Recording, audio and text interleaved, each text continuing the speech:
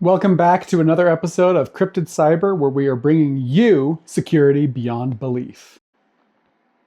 Hey everybody, thanks for joining us again here at Cryptid Cyber. Today we have a fantastic episode for you, where we're going to be talking a little bit about something that really doesn't get a lot of notice or notoriety or really even a lot of overview.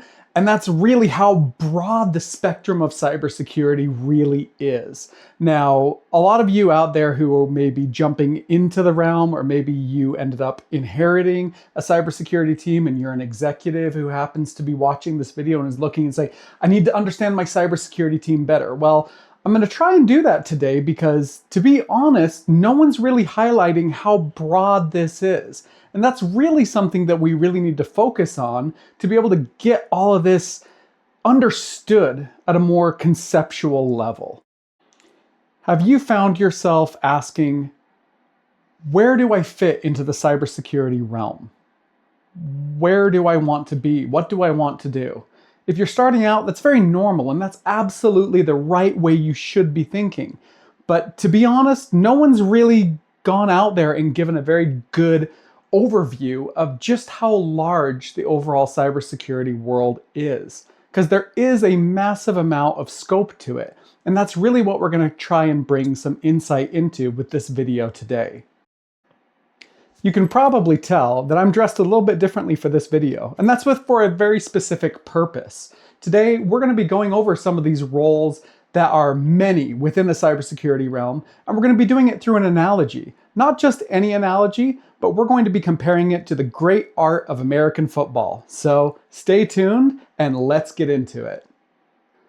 There's a word of warning that I really want to kind of preface this video, just to make sure that everyone out there watching understands a little bit that this is an analogy. This should not be taken as absolute architecture. And yes, some of you may not agree with some of the positions that I am going to be correlating in this analogy. That's okay. I'm not here to draw any firm lines with this, but I do want to make sure that we're illustrating it appropriately.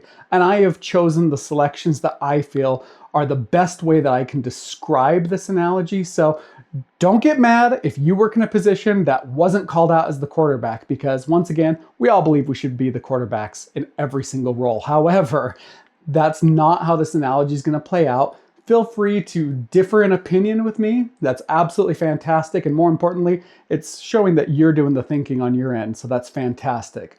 But with that, let's go ahead and jump on into some of these.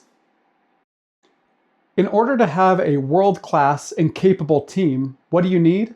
Well, you need an amazing coach and an amazing coaching staff. And that's what we're going to begin with here as we look at what makes a successful cybersecurity team. Because although you might think it begins with the players, it actually begins with the coaching staff and what they're capable of. So let's take a look. All right, let's begin with this very first kind of role that we've discussed, and that is the role of the head coach, or in cybersecurity terms, the CISO, the Chief Information Security Officer. So this really is a great comparison here, because we see a lot of attributes that we're going to want to see in a CISO also reflected in a head coach for a football team. So overall, what are they going to do? And these are the things that we really want to make sure are being done, not just to have them done, but being done well. And a CISO is going to be able to set the vision. They're going to be able to engage with the overall board, with the overall understanding and business objectives of a company. And they're going to make sure that they can absolutely guide the cybersecurity realm in a direction that is going to keep people safe, but also, more importantly, is going to enable the business to meet its objectives. Along with this, there are the components of culture, risk appetite, and an overall game plan that are going to be aligned with that. So very similar to what we're going to see with a head coach. If you don't have the right culture, if it's going to be toxic, you're never going to have a winning team. And so the same thing is going to apply on a cybersecurity team. You want to have a culture that people feel safe in, that they feel that they can experiment, that they feel that they can achieve and adapt. And that's really what they're wanting overall. So it's absolutely necessary. Risk appetite, you want to understand, what do we need to do? You're not going to be going out there and putting your first string quarterback on the line if, you're up 49 points in a game. You're probably going to put your second string in because the risk of your main quarterback getting hurt at that point in time when you're up 49 points, there's just no reason for that. So keep that in mind that they're going to do a lot of that as well. And then overall general game plan is going to be absolutely necessary. And it's something that they're going to have to look at and evaluate daily, with every single threat that comes out, with every single adaptation in the marketplace, regulations, and different things. Much like a coach is going to have to watch film and understand the overall atmosphere of what they're working in, a head coach is going to do that, but a CISO is going to do that for the business in a cybersecurity realm. Now getting into some of the stats. So with this, kind of take it with a little bit of a grain of salt because this is very general. And I'm really just reporting here some of the things that you're going to see as common attributes in terms of industry certifications or achievements that you usually see within a CISO. Can you absolutely be a CISO without these things? Yes. However, as we do go over some of the stats for this role and every role that we're going to show here today, take that with a little bit of a grain of salt, but also take it with an understanding of, hey, you know what? Maybe if I want to go for this role, this is a good place to start. That's really why I included it. Not to show that it's a game breaker, or a game stopper at all if you don't have these things, but maybe will give you some insight into what you want to achieve as you go through. So, with that being said, for this role of head coach or CISO, what are you going to see a lot of? A lot of times you're going to see the CISSP as kind of the gold standard for a lot of these overall roles. And the CISO is going to be no exception there. The CISSP, most are going to have that because it's a very, very hard, very broad, and very well respected certification and skill there. The CISM being a pretty much a silver to the overall gold standard of the CISSP there. A lot more focused on management relationships with the overall cybersecurity function. So you're going to see a lot of that, as well as the CRISC. Those are going to be highly valued due to the fact that they are going to correlate to real world risk scenarios and understanding. So you're going to want to make sure that, maybe they don't have all of these. Maybe they only have one. Maybe they have all three. Maybe they have additional certifications and stats and understandings. But those are things that you really are going to be looked for and called out for in the overall job postings for any CISO role. And with this, more importantly than any certification, you're really going to try and see that overall what they're going to value most is going to be experience. So you can see here I've put 10 to 20 plus years of experience. That's pretty common because they're not going to want to put someone in a role that really doesn't have a lot of understanding. Now, is that a hard line once again? No, I've seen and experienced with CISOs who literally only have a couple of years of experience when they get there because they're very good at what they do and they're very attention oriented. But the overall ideal here is they're going to be looking for individuals who have proven themselves time and time again to take these roles. So really keep that in mind as well. All right, now let's look at some of the red flags that you might see with a CISO. Maybe this is your current CISO. Maybe this is something you see in a company that you're currently evaluating if you want to go work for. But these are really the things that you want to make sure that you're paying attention to because they could be red flags. And honestly, they can lead into some really big headaches if you don't pay attention to these or if you jump into a company whose CISO is basically showing these things. Coach calling every play and micromanagement. This is a huge one. A lot of individuals that do end up getting in the CISO role, especially when it is their first time being a CISO, a lot of times they feel that they need to control everything, that everything is on them. And, to be honest, there's a lot of responsibility in this role. And we're seeing that with a lot of the current news stories and things where CISOs are being blamed for a lot of different things. And one of the pitfalls that really comes through here is that micromanagement, where they're looking at everything and wanting to do everything. And they're not allowing the individuals who are basically paid and who are the experts in what they're doing to actually do their job. And that's a big deal. And if you see that, that's a red flag. And it's really something that you want to make sure that you're allowed and you're enabled to do your best work, not feeling that you need to execute everything that the CISO says and when they say it and how they say it, because that's just a poor way of actually running a overall cyber team. And the next one here is really something that I kind of want to highlight, because if you have a CISO that only ever shows up during game day, never shows up during practice, never shows up during anything else, never gives insight, never gives assistance, that right there is basically a CISO that's non existent. They're there in name only. And that's not great. That's absolutely horrible. If you don't ever see your CISO and you work on the cybersecurity team, I would challenge you to start thinking about what they actually do for you and who really is leading these teams.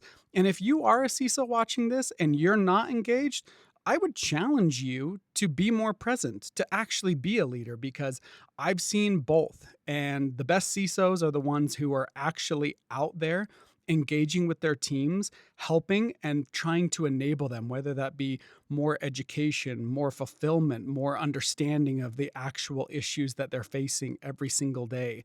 And if all you ever do is show up for game day for the glory and for the recognition, for the paycheck, you're not doing the best thing that you could be doing. And that right there is a team killer. All right, getting into our next role is really going to be the deputy CISO, or overall some security directors. And I won't spend as much time on this role per se, mainly because a lot of the same attributes are things we're going to see related to a CISO. And there's a reason for that. Most of these individuals are going to be the individuals who are going to be taking up the mantle of a CISO if that CISO were to ever leave, or maybe to retire or do things. And so this is where you're going to see your up and comers and the individuals who are going to be skilled and ready to take up that overall position if needed. So with that, they're really going to have some overall amazing strategies. They might be able to adjust tactics on specific areas that they're going to be, because usually in these roles, they're not going to be overseeing everything. They might be overseeing only a specific portion of it, and they might be engaging with the CISO to understand the bigger picture overall. But, they're going to know their area a little bit better than the CISO might know it. So they're going to be able to call, tactical adjustments and understandings for their roles as well as engaging in their team. So you're going to see a lot of that. Some of the same skills are going to be, operational leadership. This is more that day to day, not just that guiding of the overall business, but that day to day operational understanding. What is actually keeping the lights on? What are those things going? They're going to prioritize the overall risks and some of the trade offs that we're going to see within these overall realms. We're going to understand, what can we live with in terms of risk? What really are we seeing? What kind of attack vectors are out there? What are we experiencing? Those are the things that they really are going to look at, as well as we're going to see a lot of different incident command functions. Once again, this is going to be the kind of day-to-day individuals. They're going to be the ones guiding this. The CISO is going to hopefully be there and be aware, but once again, they aren't going to be as operational, and that's by design. They're kind of seeing over everything. A security director or deputy CISO is going to be a little bit more granular and hands-on, and that's okay, because that's what they are doing to learn to become the next CISO, as well as the fact that what they're currently doing, they're going to make sure that they're there for the overall adjustments and play calls associated. So similar into the overall CISO role, you're going to see similar stats: the CISSP, the CISM, maybe a PMP for some project management capabilities in there, because they are going to have a little bit more of that daily operational grind and understanding and coordination and allocating resources and doing things on the fly. So that's one that you actually see a lot of. It's really great, as well as the fact that they have the skill sets and they have the proof to show that they're capable of doing what is needed of them. And that's really where we're going to start seeing that experience that we mentioned for the CISO role coming out for these individuals here. Now, some of the red flags that you really want to look for in these individuals here, it kind of ties back to that overall proven program delivery. When we talk in these videos, a lot of this is actually theoretical, because I don't necessarily know what industry you, the viewer, are working in here. So if you have an individual who is basically respouting off some of these things, but they don't know how it applies to you, are you working in the financial sector? Are you working in the healthcare sector, the defense sector? All of them are going to have their own nuances and different things that are going to need to be done and understood overall to overall make sure that the delivery of these daily operations is being done correctly. So if you have someone who is amazingly theoretical but can't actually put this into practice, that's a big red flag and something that you're really going to want to understand more so in order to make sure, do you have the right fit for these? And is this someone capable of taking up the mantle of the CISO role when the time comes? It's not just the coaches that are necessary for success. We also need to understand that there is a whole architectural framework that does surround the cybersecurity world. And just like we see within the football analogy, we need to have a firm understanding and a great playbook in order to absolutely do the best work that we're capable of. So let's take a look at them as well. All right, this is an often overlooked role, but something that really has a massive, massive effect on the overall effectiveness of a cybersecurity team. And just like in football, this is something that really doesn't get overlooked, but also may not get the same recognition that it should. And that's really the idea of playbook analysis. And in the cybersecurity side, this would really be related to those who work in cybersecurity architecture functions. And they're going to be the individuals creating the playbooks, understanding what plays happen. They're going to understand the game field. They're going to understand, hey, when we play in a different area, there might be temperature differences, weather differences, elevation differences. And those same things are going to apply to a security architect that might have to understand things a little bit differently on, hey, what realm are we playing in? Is it financial? Is it defense? Is it overall healthcare? Is it all those different things? Because there are going to be different things that have to be considered there. So, really, there's a lot of thought and intention that goes into this, even if you might not hear about it. And even though they might not be as sung in terms of prestige as some of the overall other roles, this is one that we can't overlook here. So, they're going to do a lot of different things and they're going to do a lot of analysis to understand what could go right, what could go wrong, how do we want to make sure that we can adapt if something bad happens, do we have the depth in place to deliver these things? Those are all those things that they're going to be looking at. So they're going to be really looking at things and understanding it. They're going to be looking at the threats. They're wanting to make sure that what they do build is and does have the potential to be successful, because maybe you're dealing with resources that aren't as bounteous, and you're looking at, oh man, how do we make this work? Well, maybe it's time to adjust the play call if you don't have the proper resources, or maybe you look at adding on some additional resources or maybe substitutions in order to meet those goals. But this is really where a lot of that magic happens, is by these security architects who may be looking at, what do we do? How do we engage in other teams? Maybe we need individuals who are capable of more than one role. Maybe we look at AI and automation functions. Maybe we look at a lot of different things in order to really bolster up our game plan here. And so some of the statistics and things that I have here are going to be related to, do they have architectural understanding? SABSA, TOGAF, those are very, very, highly recognized and functional architecture ideals and foundations.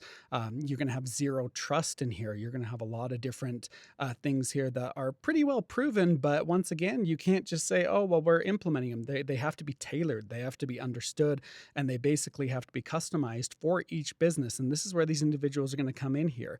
And there are some certifications for architecture professionals like the CISSP, ISSAP here. That's one that is very hard to find. Not too many people are actually certified in that around the world, but these are the individuals who have been trained accordingly to make sure that the overall realm that you're working in is being designed for the ultimate success as well as the ultimate security as well. So really keep that in your mind there when you are looking for a functional architecture.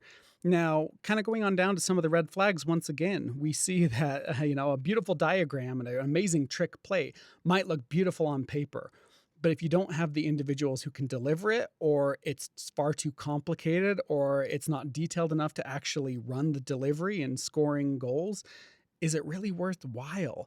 And this is really where you're going to see the seasoned architects coming in and delivering what is necessary for a successful cybersecurity team here.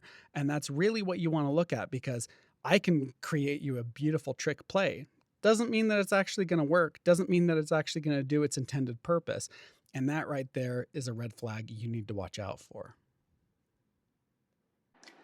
Let's begin next by looking at both sides of the game. We'll begin with looking at the offensive side because just like in football, cybersecurity also has an offensive side as well as a defensive side. But let's begin with that offense that we talked about. All right, let's look at the quarterback analysis for this one. Once again, I've tried to preface this, but I might have some individuals who disagree with me here. That's fine. I do think that this is a great fit for this analysis, but feel free to disagree with me, and that's okay. But let's go on into what we do see as the quarterback for a lot of the cybersecurity functions. And for this role, I'm going to say it really is GRC, which is governance, risk, and compliance. And I'll give you some insight into why this might be the best quarterback analysis overall. What is a GRC team going to do? Well, they're going to overall be in charge of reading the field. They need to understand what they're up against. Calling audibles if things are progressing in a way that doesn't seem like it's going to lead to success or potentially could cause issues, or avoiding the risk. Those are a lot of those different things that a quarterback does on the fly, and they have to be really, really good at it. They have to understand what's happening. They are there to help lead and guide the overall team to success. Yes, they might have a position that they're calling a lot of shots that maybe not everyone is going to agree with, but it's very, very important to understand why they are doing what they're doing, because overall, without governance, risk, and compliance, you're basically wild, wild west, and you're never going to have success, which is why I do believe this is the best quarterback analysis for this overall analogy. So, some of the skills that you're going to see within this specific role in this team are going to be individuals that are highly skilled in risk analysis. Once again, calling audibles, understanding, being able to isolate and identify when there are risks present, understanding and, watching film, looking at things is something that a quarterback does a lot because they can understand what's going to happen, what are the potential downsides and risks there. These individuals are doing the same thing. They're looking at CVEs, they're looking for vulnerabilities, they're seeing what's happening with other companies, and they're ready to call in those audibles when it comes into place. Policy and regulatory fluency is huge. We're seeing a lot of policy now. Healthcare, we've got HIPAA and high tech. Those are things that you have to understand and be able to navigate. In the financial world, you've got Sarbanes-Oxley, you've got the Graham-Leach-Bliley Act for banks. You've got a lot of different ones that are coming up. We're seeing a lot of new ones related to AI with, the GDPR in the European Union, and, which is obviously extending farther than that. But these are regulations and things that we need to be very well aware of and be able to navigate them. And, the GRC individuals need to be able to understand how those are going to play and navigate accordingly. And then obviously communication across the teams. When you see a quarterback, how many times do you ever just see them sitting on the bench? They may catch their breath every once in a while, but most of the time they're out there talking to the defense and saying, here's what I'm seeing. They're, when they're not playing, when they're talking to coaches, what's happening? Where are we falling short? What are the things that we need to consider? They're constantly analyzing, constantly looking, and that's really something that we see here. So, with that, some of the stats that are going to align, if this is something you're interested in, are going to be some of the certifications like the CRISC from ISACA, as well as the CGRC and the overall CISA, CISA. Those are from ISACA, and they're very, very well related to what I've just kind of described here. Understanding things, isolating and identifying overall risk, and some of the things that you really need to be able to navigate around. And with that, there's a lot of different roles and skills I think that align to this, but those are some of the ones that I can highlight. And if you're interested in this, those are ones I definitely look into. Now, once again, as we do look at some of the red flags, we want to make sure, what could be a red flag from this, um, regulation and bureaucratic functions, you can't get away with them. They're there for a reason. They're there for protection. They're there to make sure we're doing what they're doing. However, an over bureaucratic and over regulated system with no situational awareness, that's the big caveat here, that's a problem. And that's something that you want to make sure that you are understanding there, because the overall idea is to enable the business, not to just have these things in place for the sake of it. We want to make sure that they have a point and purpose and that we can measure and understand them to do the best possible for the business. Because once again, this is not any individual person here looking for success and glory. This is the overall team wanting to make sure that we are succeeding and winning when it counts. All right, now we're getting into some of the areas that really can kind of be a little bit more unsung, but when you really think about it, and anyone who understands the game of football is going to understand this, let's talk a little bit about what would be the offensive line. And I'm going to draw the comparison to the identity and access management team that companies have, because these are absolutely in 100%, in my opinion, correlated with what a good offensive line will do. So they're going to be able to control access and they're going to protect the core. Just like your quarterback is protected by his offensive line, we're wanting to see the core protected by the identity and access management. These are the relationships that, to be honest, a lot of times they cause headaches and they cause a lot of complaints, but for good reason. You're wanting to make sure that there are proper access credentials, whether that be passwords, whether that be, passwordless access and things. And this is the team that's really going to enable this. Multi-factor authentication, making sure that we are only allowing in individuals and roles that are specific to it. But, it's more than just logging in. It's making sure, do we have people that are accessing things that only they should be accessing? Least privilege rights. These are huge. And, it's a really, really hard role to do, to be honest. Just like any lineman will tell you, they're constantly out there pushing and they're probably working harder than a lot of people on the field. They may not be as fast, but they are working their butts off. And that's really what we're seeing here with the identity and access management teams as well. And then that privilege control, this is where we really want to isolate a lot of control around, what happens if someone were to jump into the overall access of things. How are we limiting what they're doing? How are we making sure that we are protecting things when it counts and how it counts? So some of the stats associated with this role are going to be really, this is very general here for a reason, because there's a lot. There are a lot of identity and access management focused certifications, and overall, a big one is going to be cloud certifications related to identity and access management, because this is done a little differently, and not really a little, but a lot differently in an overall cloud environment. And that is the way the world is kind of turning and moving. So you want to make sure that you have individuals who are capable of this and understanding of this, as well as there's a lot of new and evolving technologies. We all understand passwords aren't very secure. So there are a lot of new technologies that are using biometrics. They're using passwordless functions. They're using a lot of different identifiers to get away from the insecure overall password things that are kind of a way of the past and are being proven to not be very secure at all. So really, we want to make sure that we have individuals who are capable of taking up those new technologies as well. And then, for this one, as we talk about red flags, a weak blocking is an instant breach. Just like you see, if you have a lineman who's not able to do their overall goal, what happens? Quarterback is sacked. That's what we're trying to avoid here. And we really need to make sure that we have an individual who can cover their overall side, making sure that they're absolutely protecting what is important. And with that, we want to make sure that everything is going to be going well. And if we don't have that, we're going to see breaches, and it's going to be very, very apparent. I'm going to interject here a little bit and kind of break from what we might see during game time, but I would be massively remiss if I did not highlight a really important role that every cybersecurity team is going to need, as well as, what every single football team is going to need. And that really is some overall practice teams or scout team analysis understanding here.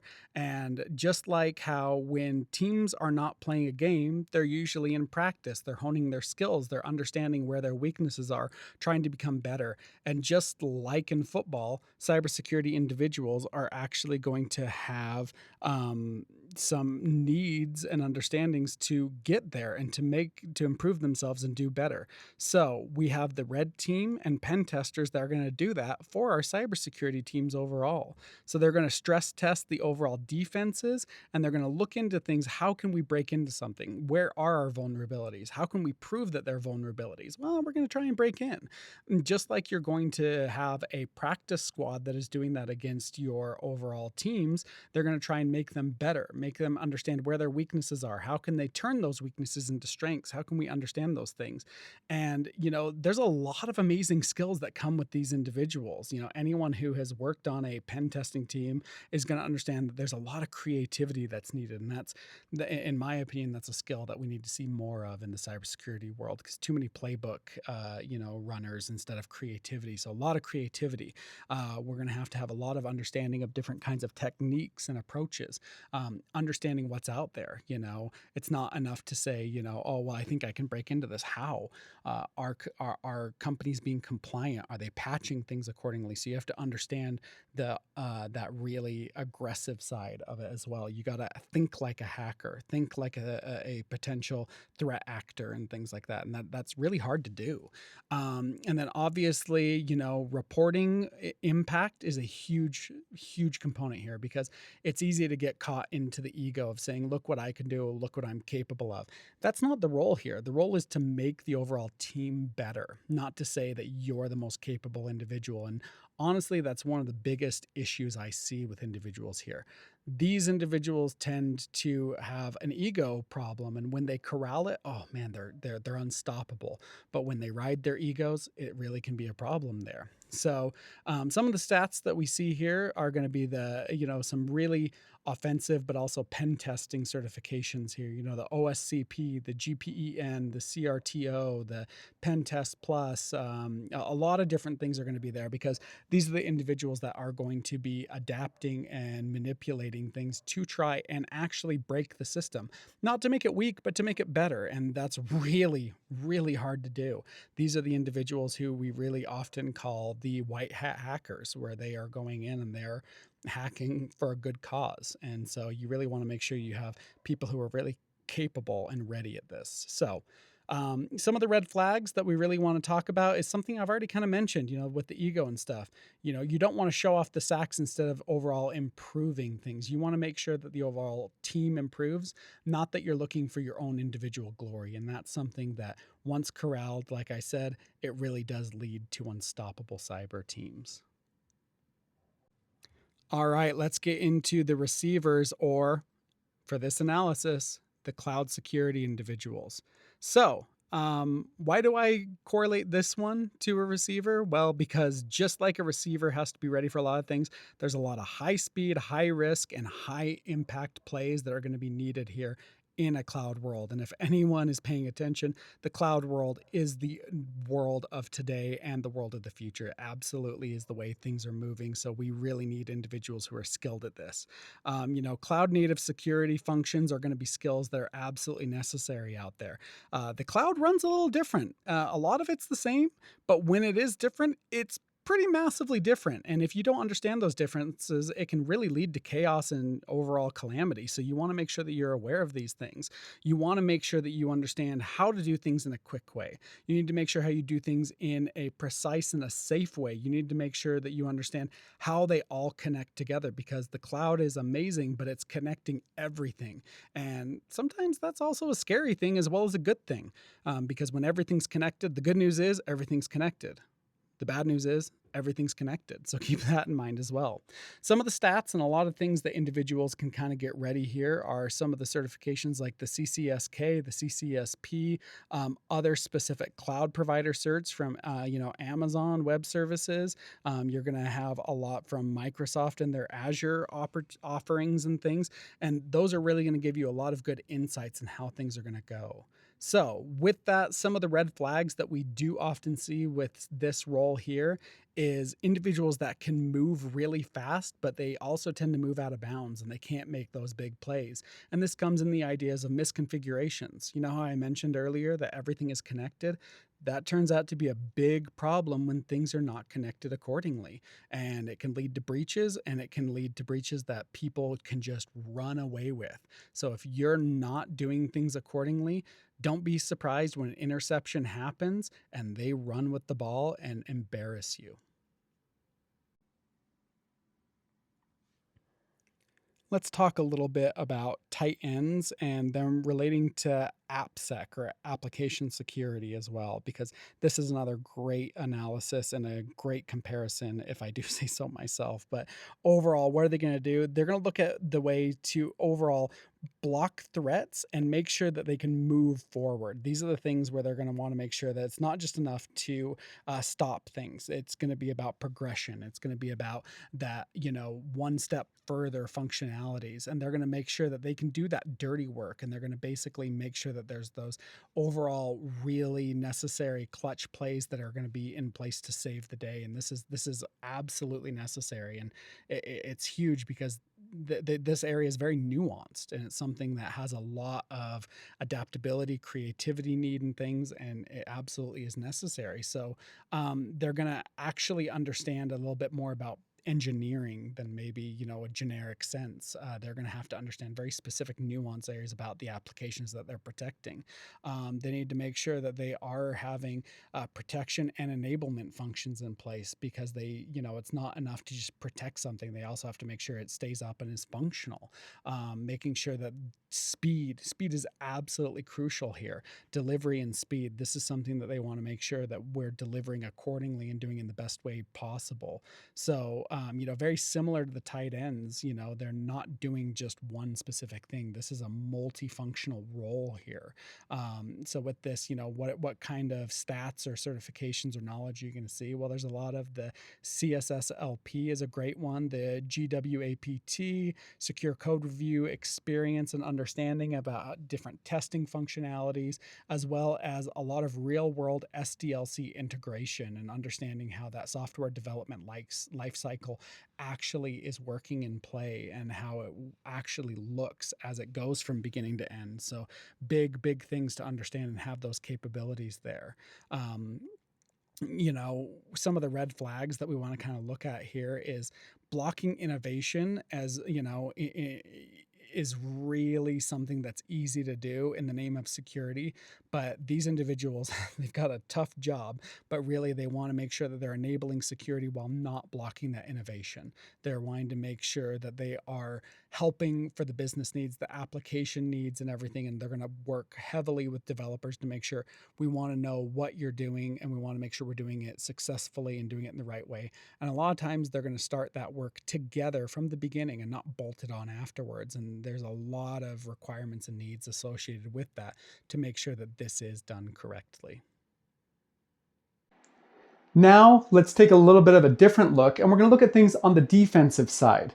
Because while there are many different things here, and yes, you're going to notice some correlations and you can compare different actions, but it's going to be done in a very different way. So let's go ahead and look at things through a defensive lens for the next portion. Okay, let's talk a little bit about the defensive line, because this is a big one, and anyone who ever watches football tends to understand that a good defensive line really is a game changer. And a good defensive line, they're going to be able to absorb some of the impact. They're going to be hammered. They're going to be able to do a lot of different things, and they're going to be able to stop attacks. They're going to not just stop them, but they're either going to be able to push them back, or at minimum try and stop them at the line of scrimmage. And that's really what we're looking at here. These are the individuals who are the first line of defense. They see a lot of high volume. They're going to see a lot of different things coming at them. They have to be aware of what's going on, what happens, and how to react. That's most important. How do you react to make sure that you are keeping things safe? So some of the skills associated with these individuals are going to be understanding the detection and the overall responses.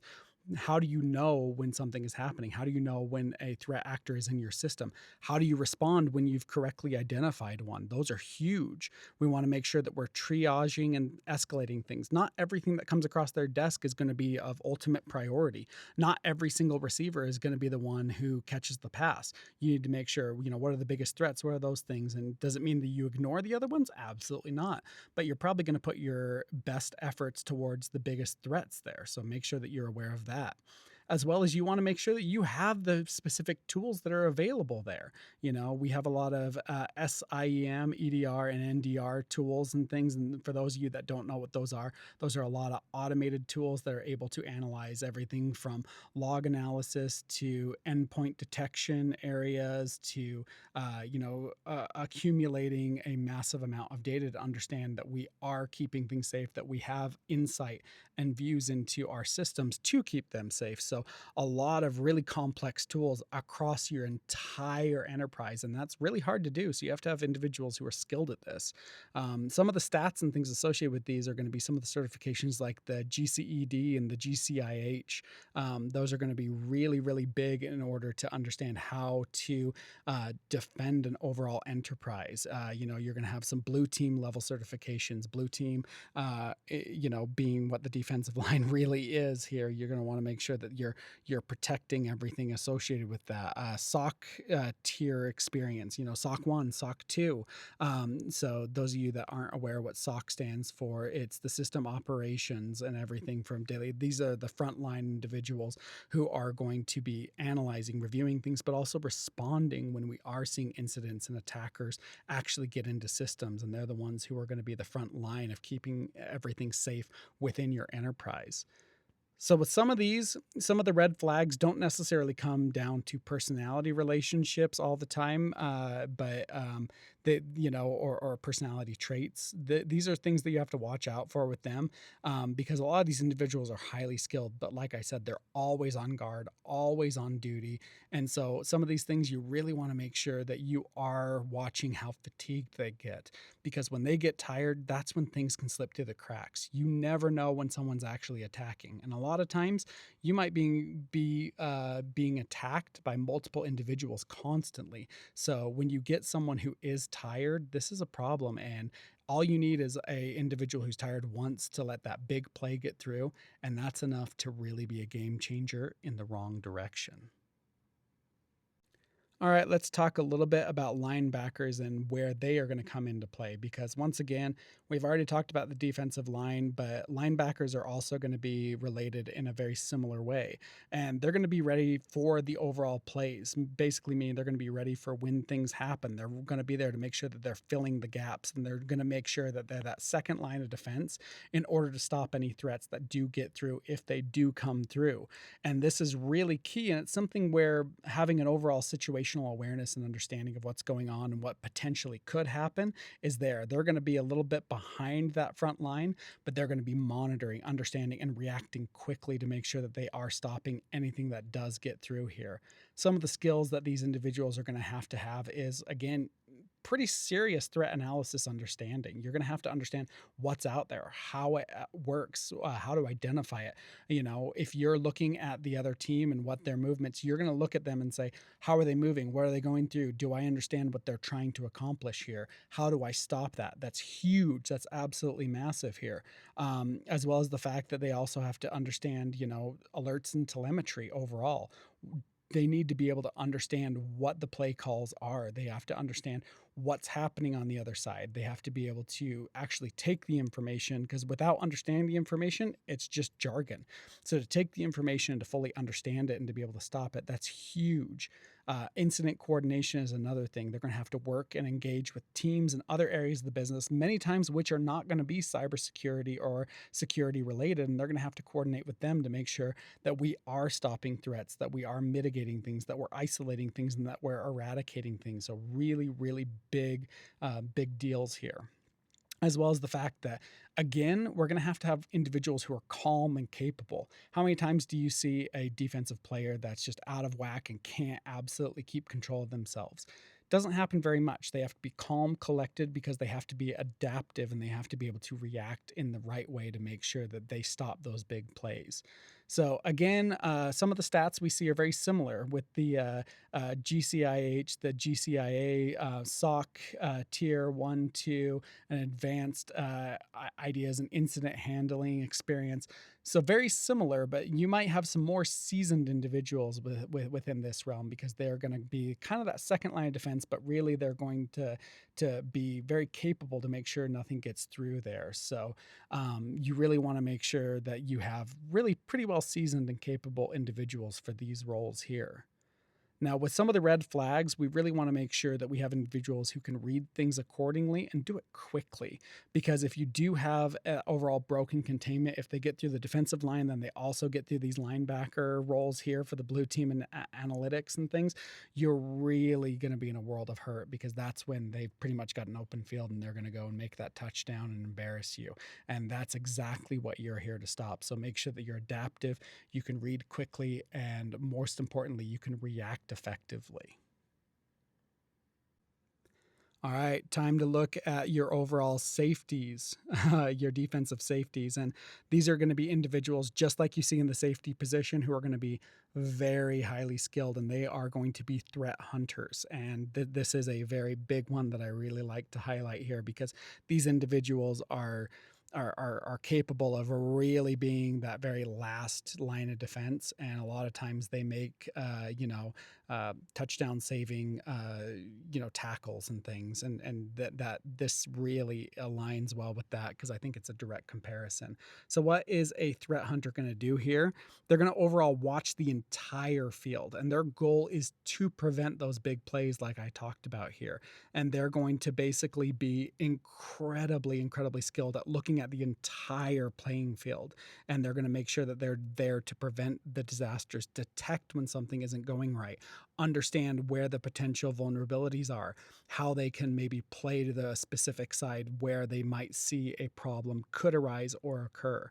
And they're going to have a lot of different things here. So the skills here are plentiful, and the individuals who do this, they have to be very good at what they do.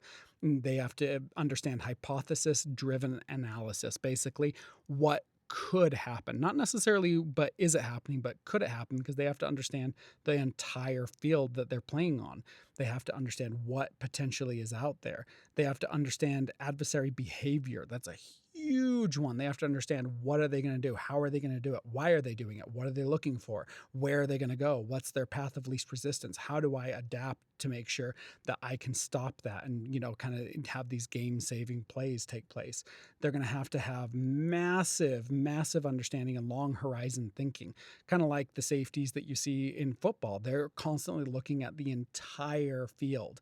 They're not looking at just the man in front of them or just the play. They're looking at every single thing. They're looking at what down is it? What are they looking for? Are they going to throw a Hail Mary? Who's the individual who's most likely going to be the open receiver? What kind of a play are they going to do? Are they looking to run the ball? That's really similar with what a safety is going to do in the cybersecurity field. They're going to say, what's happening? What kind of a threat actor are we looking at? What are they going after? What are they? What's their goal? Why would they be doing this? And those things are really going to give them insight and capabilities into doing what they're going to do best and stop those big plays. Some of the stats here, you're going to also see the GCIA as well as the GCED, as well as the fact that here is really where you're going to look for experience. Experience is going to trump any certifications. These certifications are going to be massively beneficial to you to understand how to get started in these things, but these are the individuals who are well seasoned and very capable at doing what they're going to do, and you want to have the right individual in this role because they might be your last line of defense, but a lot of times they can save the day when it's absolutely necessary. So remember that. Kind of as we look into the red flags with these individuals, you want to make sure that these are the individuals who are actually capable at protection, not just in chasing noise. Chasing noise can really be a problem. There's a fake handoff or something. If the safety goes for the individual who actually doesn't have the ball, you can see that it can be catastrophic. They have to have an understanding of what's really going on there. They have to have that depth and understanding every single thing, understanding is it a fake punt, understanding is it a fake handoff, understanding, is the quarterback actually going to throw the ball, or is he going to start running it? Those are the things that you're going to find here with a overall threat hunter that's going to be capable in understanding what's really happening and adapting to really overall, in many cases, save the day. All right, let's talk a little bit about our cornerbacks, and they're going to relate to data security overall as well as data loss prevention. And what are they going to do? They're really going to make sure that we're locking down critical access and that we're mapping things. We understand where critical components are. We're going to make sure that we understand and map those things. But more importantly than that, we're going to prevent exposure of those things, because that's really where a lot of our secrets can lie. Our PII for personal information, privacy functions and stuff are going to be there. And these individuals are going to be able to make sure that we're locking that down and we're keeping things safe. So they're going to be that overall man coverage, no help, no excuses overall. These are those things where we need to make sure that we understand it, we execute on it, and we do it right. So this is a big role, because this is basically that overall horde that any threat actor is looking for here. And so a lot of these functions are going to help protect that. So you're going to see that there's high value targets associated with it. A lot of blame can go to these areas if things do get breached. So there's a lot of responsibility here. There's a lot of pride when things go right. However, when things go wrong, there's a lot of blame. So keep that in mind as well. Data classification and labeling. There's a lot of this. We need to understand. It's not just to say, well, there's information here. What information? How is it protected information? Is it important information? Are there things that we need to make sure, we're protecting? I don't care if someone's specific, hair color may not be something that people are worried about. Their social security number, maybe, their DNA data or something like that. If they're into that, yeah, very, very well protected. So you have to understand what level of security do you give different information. Tooling relationships, endpoint network, and cloud tooling. Those are just a few examples of a lot of different types of tools for different environments and things. You need to make sure that you're aware of context. Once again, what atmosphere you're working in. Is it finance? Is it defense? Is it healthcare? Is it a lot of different things?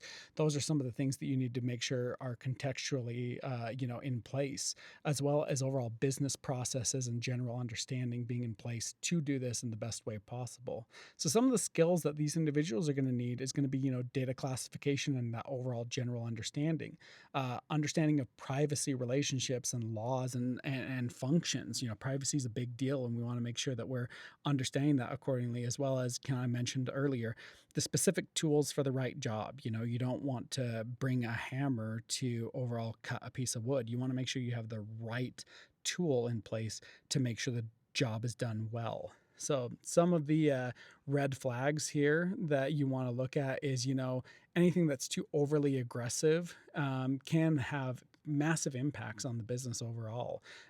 Too many false positives is a big deal, because that leads to informational fatigue and people start not trusting everything. So you need to make sure that you're aware of those. You need to make sure that you understand the overall workflows and where things are going. You need to make sure that, you're not doing blanket blocking here, because then you're going to stop individuals' access for when it's absolutely needed and it's a real need. So there's a lot of finesse needed in these roles. And so if you don't have that finesse, it could lead to some pretty severe consequences overall. All right, this is a really fun one, and we're going to talk a little bit about special teams. Just like anyone who watches football understands, special teams may not be on the field all the time, but when they're on, man, is it crazy to watch, and man, are there some big things that can happen there. So you want to have the right people in place for when these teams are called for. So with this, our special teams are going to be related to the incident response teams. And really, like I said, you want to have the right people in place to make sure that that things go according to plan here. So what are they going to do in these scenarios? Well, they're going to have that overall change momentum during critical moments. They're going to want to make sure that, when you're kicking off, you want to stop the other team as far back as possible. You're going to absolutely want to have the right players there who are fast, capable, but also who are durable and who are tough. Rapid response, high pressure. Everyone's looking at them because these are the teams where everything counts. You have one person who misses a block or doesn't do their assigned lane or doesn't do things in the way that need to be done, and we can see that these are the areas where a threat actor can take the opportunity and it can spell calamity for your overall company, or your overall team. So you really want to make sure that you have the right people in place for this. So some of the skills associated with these groups are going to be crisis management and being calm in that, understanding that you're there for when things aren't going according to plan. How are you going to adapt accordingly and make sure that you're doing everything to kind of save the day, as well as that coordination under stress, staying calm, coordinating. You're going to have to get a lot of individuals who may not be part of the cyber team with these things. You're going to have to communicate well, do a lot of different things, and that's very important to have. Some of the stats and things that you're going to look for in individuals for this role are going to be the GCIH, incident response experience. So once again, certifications in this area are going to help because any and all knowledge is great for this. There's not really one specific branch or route here, but you want to have people who are instinctual. They're, going to be curious. They're going to be understanding. They're going to be able to be creative. They're going to have pattern recognition understandings. And that's really what we're looking for to be able to stop those big plays by threat actors here. So with that, some of the red flags that we want to look out for people in these areas here are, not really even related to people per se, but untested playbooks. You can have the world's best disaster recovery or incident response playbook, but if it hasn't been tested and thoroughly vetted or even well understood or put into action, you might have some paper not worth anything. That's really what you're going to have. You need to be able to test these things, understand them. You need to be able to practice accordingly to say, do you know where your roles are, how it works, who to coordinate and communicate with in order to make those big plays and potentially stop threat actors before they get too far. All right, potentially another unsung hero here when we talk about, strength and conditioning. Strength and conditioning is a huge component of any functioning team, any functioning football team, because they're trying to make sure that they are bigger, stronger, faster, more capable than the other team. And that's not really, in any way, shape, or form different than a cybersecurity team. And this relates to cybersecurity awareness.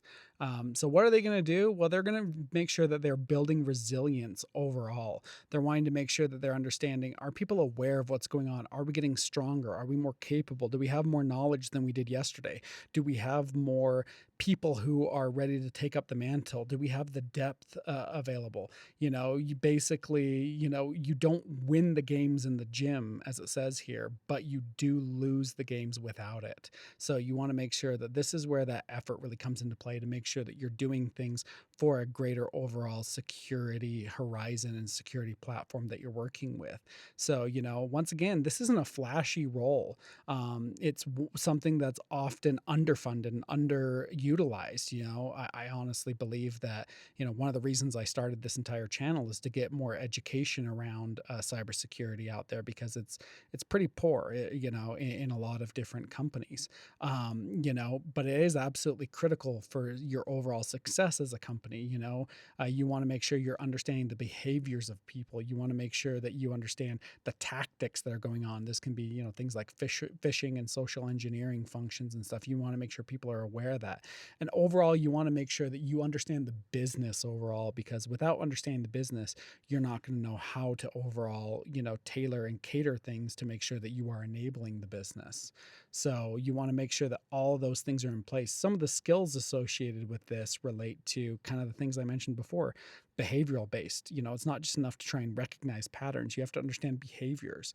You have to understand what tactics are there, as well as the overall, what's the overall awareness? Can you measure it? Can you understand where things can get better?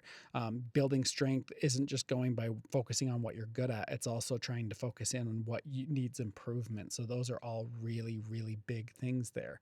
One of the red flags in this area is one that I see a lot of, and that's that overly aggressive aggressive controls that are going to break the overall business. This is the area where you want to have people have a safe culture and understanding.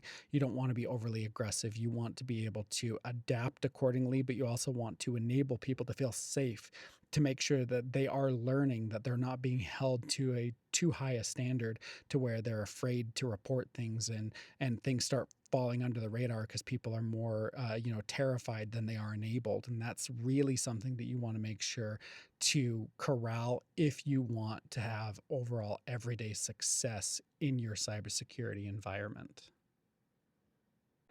Today, we've really looked at a lot of the different roles and responsibilities that do reside within a functioning and a very successful cybersecurity team. Now, I want to make sure that you're aware, I have not gone over every single role that there is within a cybersecurity realm. These are kind of the big ones that I just want people to really understand. I want you, as the viewer, to start really internalizing it and thinking to yourself, what do I want to do? What sounds most interesting to me? Because there is a massive realm of possibilities for you out there, for you to do the best work that you're capable of. And that's really what I want you to take away from this video, because there are many, many different opportunities out there and massive amounts of learning that you can do. So really start asking yourself that question. As a final note to this video, I really want all of you to understand one thing. Cybersecurity is not a scenario and a realm where we want to focus on the MVP. Yes, I understand that we're using football as an analogy here, but there are no MVPs in the cybersecurity world. It is a team dynamic, and that's very, very important for you to take away from this video. The teams are there to support each other, to make everyone more capable, and to make sure that we are all safer as an overall population.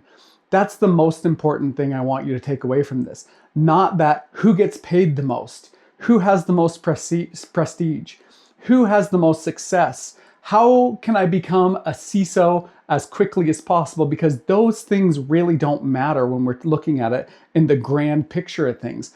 What matters is being a part of a functioning team with a great culture. And you are going to have some wins. You're going to have good days. You're going to have bad days. But at the end of the day, what you want is you want a fulfilling career, doing something that matters, and understanding that you are a portion of a larger team that meets those successes is absolutely what's most important here. All right, guys, that's going to wrap it up for this video today. I really appreciate every one of you for watching. It's been absolutely wonderful to be able to talk a little bit about this, and I really hope it brought some insight into your mind. Please, as always, feel free to reach out with any comments or clarifications that I can assist you with, but that'll do it for today. And thank you again for watching Cryptid Cyber, where we are bringing you security beyond belief. Have a great one. See y'all later.